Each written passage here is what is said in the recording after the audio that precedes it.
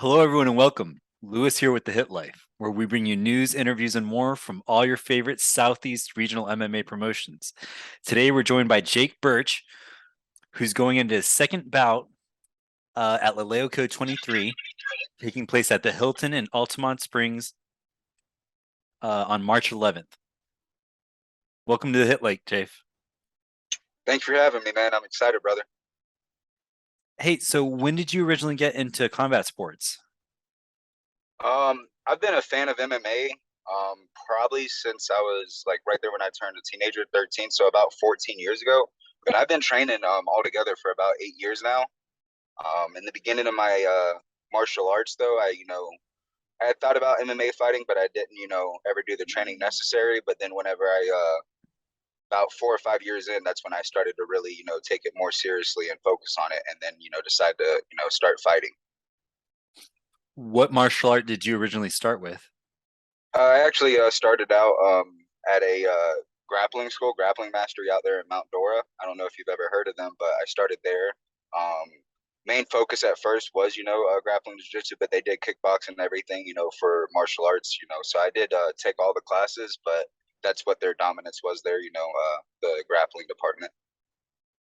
And your original inspiration to start was being inspired by watching the UFC and the professionals?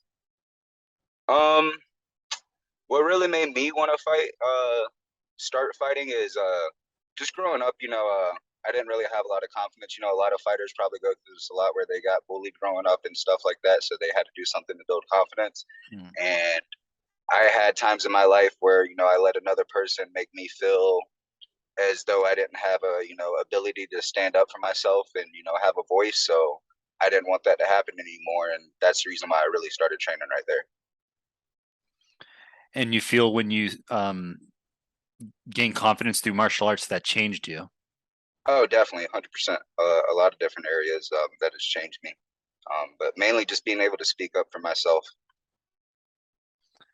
So some years had passed, you've been practicing at the grappling school, and then what made you decide to go into amateur competition?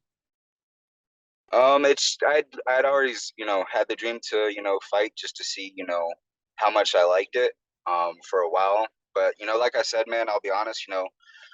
When I first started martial arts, I had 2 consistent years, at that first school I was at, and then for the next 3 years, I was on and off of my consistency.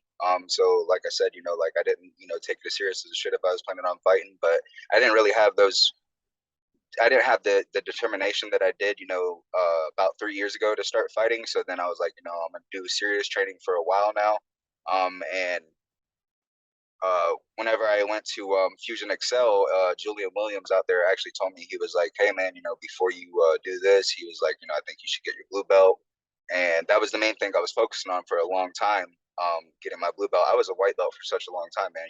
7 years to get my blue belt, and so I didn't wind up getting my blue belt there. I'd left that school before then, and now to the school I'm at now, War and Peace. But got my blue belt, and we decided, it was definitely time. Just grappling and striking wise, coaches had seen I'm ready, and a lot of the coaches, all know each other. Mark Peace, knows Julian Williams and stuff. So they had already talked about it before, and they, both agreed, hey, it's time. But Mark, working with him now, I definitely I felt I was ready to take on my first bout for sure. How long have you been with that gym? War and Peace now. I want to say, Jesus, came. I want to say, I know it's been. They started in January of last year, so I had to have been with them close to a year now because I didn't come when they first opened up. Hmm. Um, but it was shortly after that. So it's been close to a year now. So you got your first sanctioned win in November, Right. where you earned a unanimous decision win, and you had a huge crowd following. Who were all those people that were there? That's Team Birch right there, man. Uh, so the story behind that is my cousin Johnny. He just has a huge group of friends and everything that he rolls with, every day. He's a very successful man. He's got a lot of things going on, and you know, a lot of those people that you know you see in there, you know, all close family friends, you know, but people who work within his businesses as well. But he's the guy who wants to celebrate like everything in our family, you know, like any big accomplishment for anybody, you know. He's the guy who like fucking he hears you got a house, he's you know writing you, hey man, great fucking job.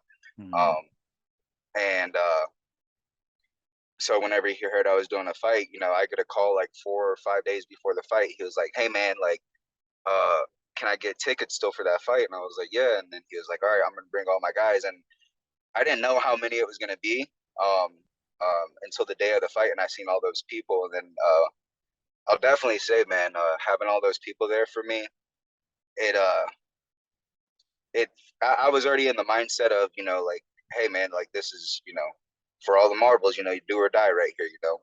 But Hmm.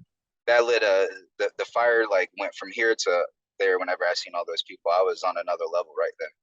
Just seeing all those people there to support me, and know that I couldn't let them down at that point, you know. Yeah, there were at least 30 people there. They were all wearing your Team Birch shirts. It was great to have that kind of support behind you. Uh, what did you learn from that first fight? Um, a lot of things, man. There's a lot of things I learned from that fight. I could go on for a while. But to summarize it, I definitely was not bringing the fight to the opponent. I let the opponent bring the fight to me a lot of the times, and you know, you always want to be honest with yourself as a fighter and everything. Like I'm happy I got the win, but you know, to learn and get better, I there was very few times in that fight where I was pushing the fight to that guy. And that's the main thing that I need to remember too. You know, sometimes you know the best defense is a great offense, and I might have not, you know, had to work so hard if I just brought the fight to him a little more because you know, all respect to my opponent and everything, but when I was hitting him, he was feeling those punches. You know, I dropped him twice. So I feel like I would have done better, you know, even more so if I brought the fight to him, you know, actually, you know, try to throw more offensive combinations instead of countering.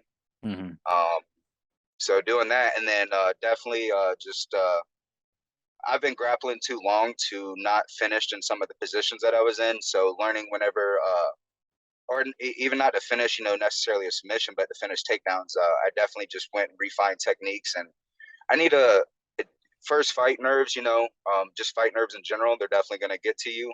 So also trying to be more calm and think about the technique right there in that moment, and just keep drilling those techniques. That way, it's muscle memory as well. Hmm. I understand you had an injury a couple months ago that prevented you from coming back sooner. Is it Yeah. healed? Yeah, no, and the unfortunate thing about that, man, is it was just muscle spasms right here in my rib.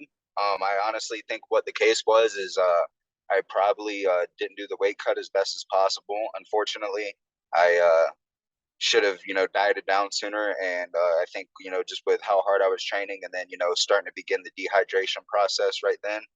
Um, I started to have muscle spasms like right there in my rib, and I was wrestling one day and just got wrapped up right there, you know, gable gripped it, and it, you Mm. know, caused a, you know, a little cinch in my nerves right there. Yeah. And I couldn't move for like, you know, about 2 days, like without like, you know, getting tight of breath. Um, I went and, you know, got it checked out. You know, there was no broken bones or anything like that. They just said, you know, it could have been the muscles tightening up, getting, you know, overlapped right there. But just with those 3 days off right there, I had already, you know, messed up my weight cut right there. Mm. And it was still healing up in that process, and I want to be able to bring a fight 100%, you know, bring it at the Right. you know the weight I was you know set to be at. How much weight do you have to cut to get down to welterweight? So the first fight, I just really ate you know way more healthier than I usually do, and like even now I'm eating healthier. But the difference between this fight at welterweight and then the first fight at welterweight is I did you know a lot more intermittent fasting and really didn't do no you know water cut to get to 170 on the first fight. This Mhm. fight, you know, I'm chilling, you know, 10 pounds heavier, and I just want to cut that last 10 pounds water weight, you know, and then that way, you know, every weight cutting, unfortunately, you know, people say what they will say about it, but you know, it's in the sport. You know, people are going to do everything they can to get every advantage they can, and you know, I decided this time, you know, if I can, come in a little bit heavier, to have that, just that weight advantage. And not only that, this guy seems to be, more in shape than my last opponent. So I'm definitely, preparing for the strength aspect of the fight as well. Yeah, and we're actually a week out from weigh-ins. Is everything on target right now? Yeah, yeah, definitely. Okay. So now you're going in a bout with a more experienced athlete, Andre Ensinov. How has your training changed since your first bout? Um, Really, the only thing I could say, is like I said, just refining the techniques. We're always doing wall work. Because I think anytime an MMA fight happens, one thing you're always going to see is wall work, no matter Mm-hmm. what. It's cage work. It's going to happen. Mm-hmm. Um, so just refining those areas, because there was a lot of that where I got pressured up against the cage in the first fight, and like I said, I just felt like looking back at that fight, there was a lot of positions I could have capitalized in or done better in. So that's what I'm really focusing on in terms of those positions, and then just keeping my striking proven, and then we got some more wrestlers in my gym lately, and so I've been also improving takedown capabilities, stuff like that as well. Have you watched any of Andre's fights? The only fight I could actually find is the one that he has with one of my former teammates, Anthony Torres. And yeah, I have went back and watched that fight. What do you think about him? Um, I think there I seen similarities somewhat in the way that he kind of fought Anthony and the way that my Anthony fought me. Mm. I seen like a lot of forward pressure, and then whenever the pressure would get too close, it'd be a clinch up, wrap up on the cage. Um, so I could see, some of, the possible same, scenarios happening, getting clenched up on the cage right there. But you always want to prepare for anything and everything. Mm. So ideally, like looking at that fight, his striking, it looks, it does seem to be more technical than my first fight. So I'm more prepared for that as well. Mm. But overall, just, from that fight, uh, I still feel pretty confident I can come away with a win. But I mean, granted, also that being said, that fight's a year ago. He's also had more fights then, so um, I'm not gonna think that he hasn't evolved as a fighter as well. Yeah. What's your ultimate goal in this sport? It's a good question, man. I'm actually trying to figure that out myself at the moment. Um, the beauty of getting to train, at Fusion Excel, when I did train there, is I've trained with fighters like Phil Rowe, Lucas Alexander, and when you train like with guys like those, and you can't do a damn thing to them. It really humbles you in the aspect of what it takes to compete at the highest level.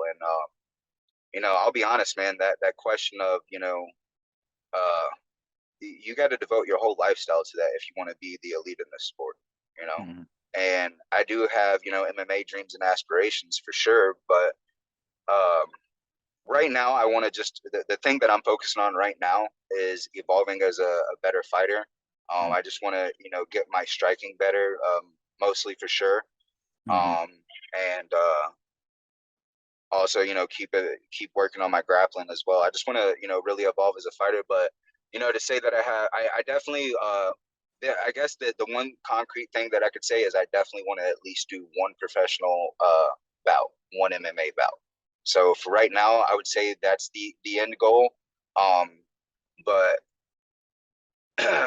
seeing how well my fights go, how much I evolve as a fighter, how much I devote myself to it right there, I'll be able to accurately gauge, um, my options and where I want to go in this sport.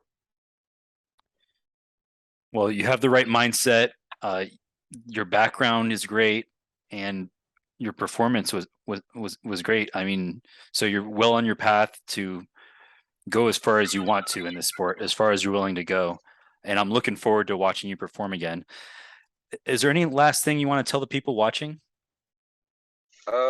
Just Team Birch and everything. Whenever y'all watch this video, I I'm seeking to get a finish this time, man. I definitely learned from that first fight. I seen in that first fight I could have capitalized on a lot more positions. So look forward to the finish this time. Yeah, let's go, Team Birch. Follow Jake Birch on Instagram. He's going to be fighting at LeLeo Code 23 at the Hilton in Altamonte Springs, Orlando. It's going to be Saturday, March 11th.